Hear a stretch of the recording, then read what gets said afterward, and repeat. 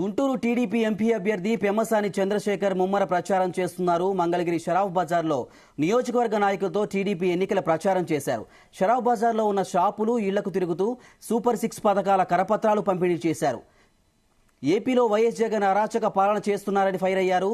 వైసీపీని నమ్మి ఓటేసిన యువత ఘోరంగా మోసపోయారన్నారు.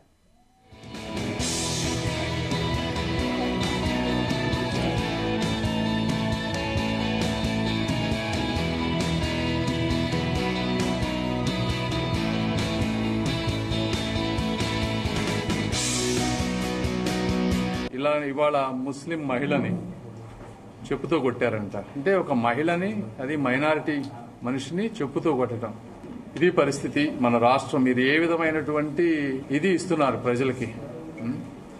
కాబట్టి ఇంకొక 40 రోజుల్లో అధికారం మారబోతోంది. అదే చంద్రబాబు నాయుడు గారు ఉండుంటే ఈ పాటికి ఆ పనులు చేసిన ఇద్దరిని కూడా చీల్చి చెండాడేవారు. మరి ఇప్పటి వరకు కూడా జగన్మోహన్ రెడ్డి గారు కానీ ఇంకొకరు కానీ దాని మీద యాక్షన్ తీసుకున్నటువంటి పరిస్థితి కనిపించడం లేదు.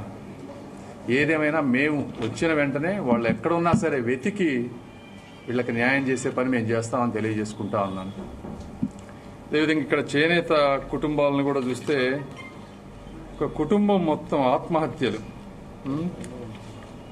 రాయలసీమలో కడప జిల్లాలో, ఆయన సొంత జిల్లాలో ఒంటిమిట్ట ప్రాంతంలో వారి భూమిని కాజేయడంతో మనస్తాపం చెంది 3 ఆత్మహత్య చేసుకున్నారంటే, ఒక మనిషి ఆత్మహత్య చేసుకున్నారంటే అది ఎంత కష్టమైన పని అయితే, అది 3 వ్యక్తులు, పూర్తి కుటుంబం ఆత్మహత్య చేసుకుంది అంటే ఇక వారికి జీవితం మీద కానీ ఈ సమాజం పట్ల కానీ ఎటువంటి హోప్ లేని సిచ్యువేషన్ క్రియేట్ అయినప్పుడు మాత్రమే ఇలాంటి విపరీతమైనవి జరుగుతాయి.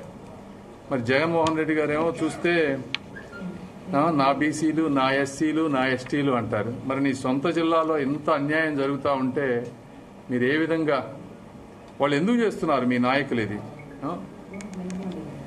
యథా రాజా తదా నాయక అనే విధంగా మీరు ఏ విధమైనటువంటి భావజాలంతో ఉన్నారో మీ నాయకులు కూడా అలాంటి భావజాలంతోనే ఉన్నారు అనేది ఇదొక ఉదాహరణ. 2014-19 మధ్య ఇలాంటివి ఎప్పుడన్నా ఒక్కసారన్నా జరిగినాయా ఎక్కడన్నా? అసలు ఈ రోజు యువతకి ఉద్యోగాలు ఇవ్వాయా అంటే గంజా ఇచ్చారు. ఇంజనీరింగ్ నుంచి చదువుకొని దాదాపు 1,00,000 మంది బయటకు వస్తున్నారు.